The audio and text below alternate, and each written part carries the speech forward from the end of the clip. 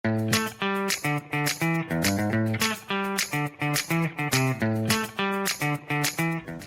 Friends, welcome back to my channel Ramya's world. నేను మీ రమ్యాని.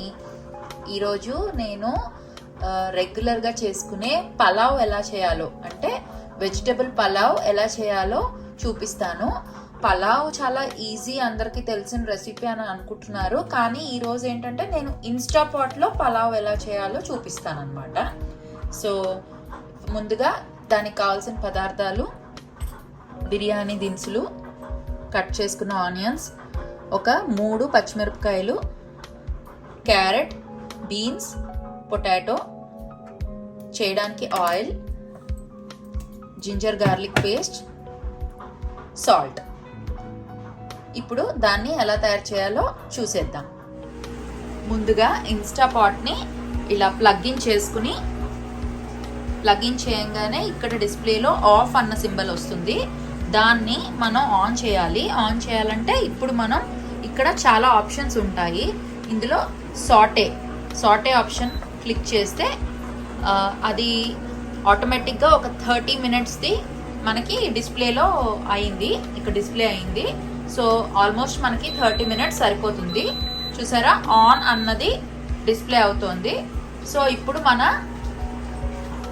లోపలున్న ఈ స్టీల్ వెజిల్ ఏదైతే ఉందో అది హీట్ అవ్వడం స్టార్ట్ అవుతుంది. ఇప్పుడు నెక్స్ట్ ప్రాసెస్ చూసేద్దాం. ఇప్పుడు మన ఇన్స్టాపాట్లో వెజిల్ హీట్ అవుతోంది. సో ముందుగా మనం ఇందులో ఆయిల్ వేస్తున్నాను. ఒక 1/2 కప్పు ఆయిల్ వేసాను. ఇది కొంచెం హీట్ అవ్వనిద్దాము. ఇది కొద్దిగా హీట్ అయింది. ఇప్పుడు మనం బిర్యానీ దినుసులు ఉన్నాయి కదా, ఇవి ఇందులో వేసేస్తున్నాను.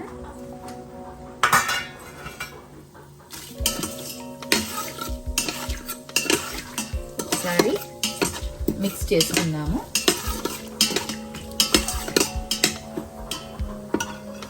అవి కొద్దిగా వేగాయి. ఇప్పుడు మనం కొద్దిగా జీడిపప్పులు వేసాను.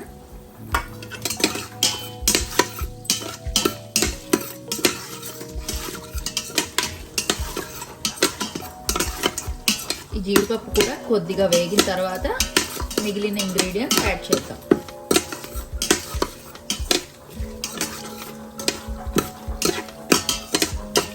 మనం రెగ్యులర్గా చేసుకునే బిర్యానీ అయినా ఇన్స్టాపాట్లో చేయడం మాత్రం చాలా ఈజీగా అయిపోతుంది. మనం రెగ్యులర్గా వెజిల్కి కానీ, కుక్కర్కి కానీ, ప్యానర్కి కానీ చేసిన దానికన్నా కూడా ఇన్స్టాపాట్లో చాలా ఈజీగా, త్వరగా కూడా అయిపోతుంది. మన జీడిపప్పు కూడా వేగిపోయాయి. ఇప్పుడు మనం సన్నగా కట్ చేసుకున్న ఆనియన్స్ ఉన్నాయి కదా, అవి వేసేస్తున్నాను.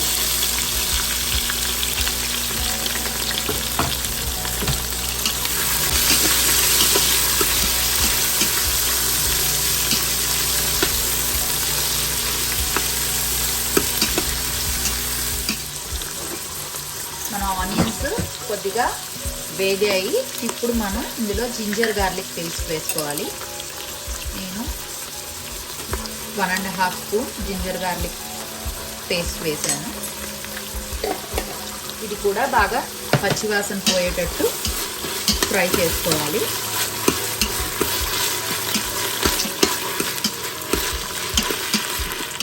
మనం వేసిన జింజర్ గార్లిక్ పేస్ట్ కూడా పచ్చివాసన పోయింది. ఇప్పుడు మనం ముందుగా చాప్ చేసుకున్న వెజిటేబుల్స్, క్యారెట్, బీన్స్, ఆలు. ఇక్కడ మీరు చాయిస్ ఆఫ్ వెజిటేబుల్స్ వేసుకోవచ్చు. ఇష్టమైన వాళ్ళు గోబీ కూడా యాడ్ చేసుకోవచ్చు ఇందులోని.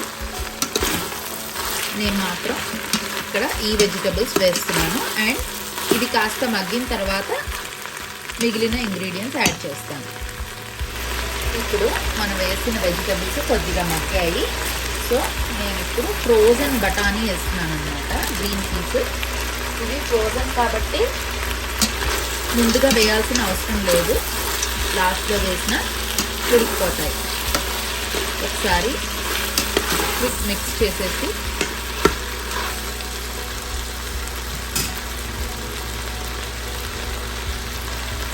ఇందులో టేస్ట్కి సరిపడా సాల్ట్ వేస్తున్నాను. సో నాకైతే స్పూన్స్తో కన్నా కూడా ఇలా చేతితో వేయడమే అలవాటు. సో రఫ్ ఎస్టిమేషన్లో వేసేస్తాను. అప్రాక్సిమేట్గా ఒక 2 స్పూన్స్ ఆఫ్ సాల్ట్ వేసాను. ఒకసారి కలిపేసుకున్నాను.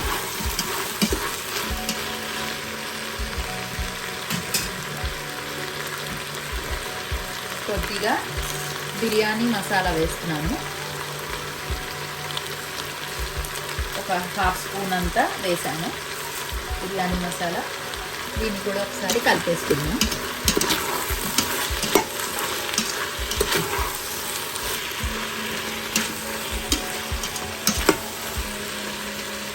దీన్ని 2 మినిట్స్ పాటు జస్ట్ ప్లేట్ తోటి కవర్ చేస్తున్నాను. మనం వేసిన మసాలాలన్నీ సో కొంచెం ఫ్రై అవుతే అప్పుడు మిగిలింది 2 మినిట్స్ అయింది. ఒకసారి లిడ్ తీసేసి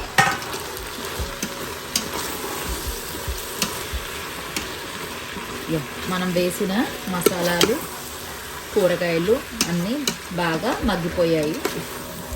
ఇప్పుడు మనం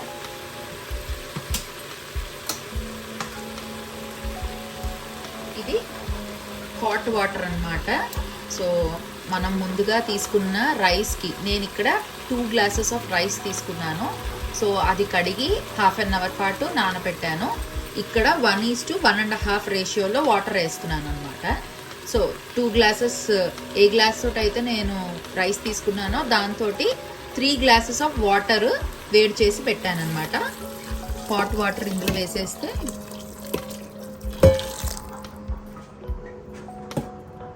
వేసి ఒక్కసారి మిక్స్ చేసుకుని అడుగు నుంచి మనం ఒక 2 to 3 మినిట్స్ పాటు ఇలా జస్ట్ లిడ్ దాని మీద పెట్టేసి వేడి నీళ్ళు కొంచెం బాయిల్ అయ్యేటట్టు వెయిట్ చేద్దాం. సో ఒక 2 మినిట్స్ అయింది. మనం ఒకసారి లిడ్ ఓపెన్ చేసి చూద్దాము. చూసారు కదా, మనం వాటర్ అయితే బాగా బాయిల్ అయిపోతుంది, సిజ్లింగ్ బాయిల్. ఒక్కసారి ఈ స్టేజ్లో సాల్ట్ చెక్ చేసుకుని, ఎందుకంటే మన బిర్యానీలో మళ్ళీ మళ్ళీ వేయడానికి కుదరదు కాబట్టి ఒకసారి సాల్ట్ చెక్ చేసుకున్నాను.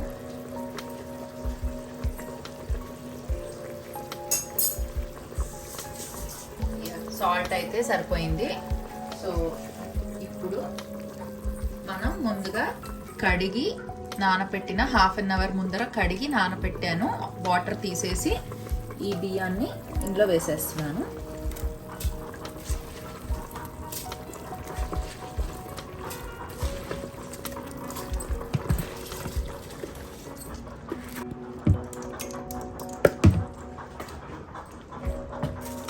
దీన్ని ఒకసారి 4 పక్కల కలిపేసుకున్నాను.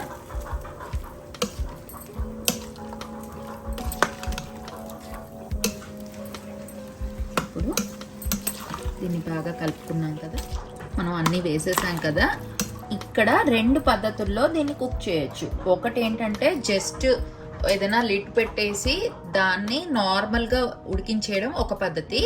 లేదా మనము ఇన్స్టాపాట్ లిడ్ ఉంది కదా, దీన్ని క్లోజ్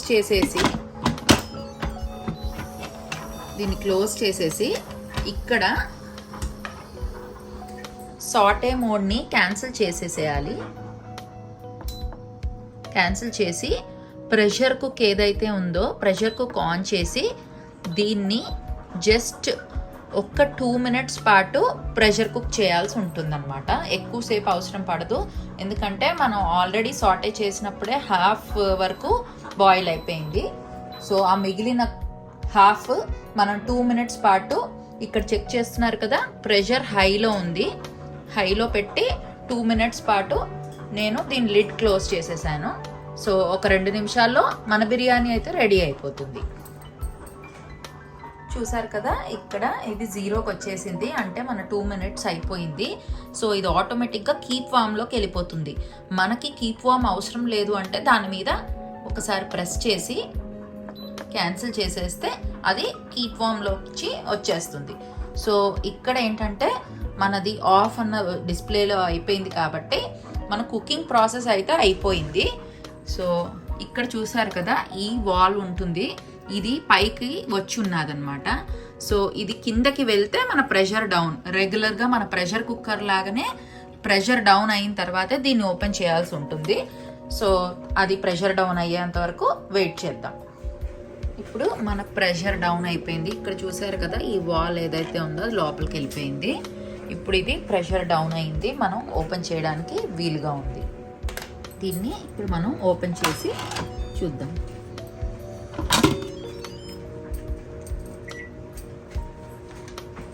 చూసారు కదా, మన ఇన్స్టా పాట్లో వెజ్ బిర్యానీ అయితే రెడీ అయిపోయింది. చూడండి, ఎక్కడ కిందన అతుక్కోలేదు, ముద్ద అవ్వలేదు, పర్ఫెక్ట్గా మన పలావ్ అయితే రెడీ అయిపోయింది.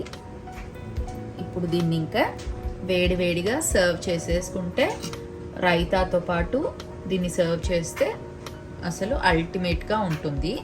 నాకు టోటల్గా ఇందులో 25 మినిట్స్ అయితే పట్టింది. 20 మినిట్స్ అయితే నాకు సాటే చేయడానికి పట్టింది. 2 మినిట్స్ హైలో పెట్టి ప్రెషర్ కుక్ చేశాను. సో ఓపెన్ అవ్వడానికి మరొక 10 మినిట్స్ అనుకోండి. ఆల్ టుగెదర్ 30 to 35 మినిట్స్, అంటే హాఫ్ అన్ అవర్ టైంలోని మన వెజ్ పలావ్ అయితే రెడీ అయిపోయింది. ఇది 1 పాట్ మీల్గా క్విక్గా చేసుకుందికి చాలా బాగుంటుంది. సో ఈ రెసిపీ మీ అందరికీ నచ్చిందని ఆశిస్తున్నాను. నచ్చితే కనుక like, share and comment, and నా ఛానల్ని సబ్స్క్రైబ్ కూడా చేసుకోండి. మీ ఫ్రెండ్స్ అండ్ ఫ్యామిలీతో షేర్ చేయండి. చూసారు కదా, వేడివేడిగా మన ఇన్స్టా పాట్లో రెడీ అయిన వెజ్ పలావ్ అయితే రెడీ అయిపోయింది. దీన్ని రైతాతో సర్వ్ చేసుకుంటే చాలా బాగుంటుంది. చూసారు కదా, ఈ వీడియోలో నేను చేసిన ఈ రెసిపీ మీ అందరికీ నచ్చిందని ఆశిస్తున్నాను. నచ్చితే కనుక నా ఛానల్ని సబ్స్క్రైబ్ చేయండి, అన్నిలాగా ఎంకరేజ్ చేయండి. మరోసారి మరో వీడియోలో మళ్ళీ కలుద్దాం. అందాక this is Ramya signing off. Bye.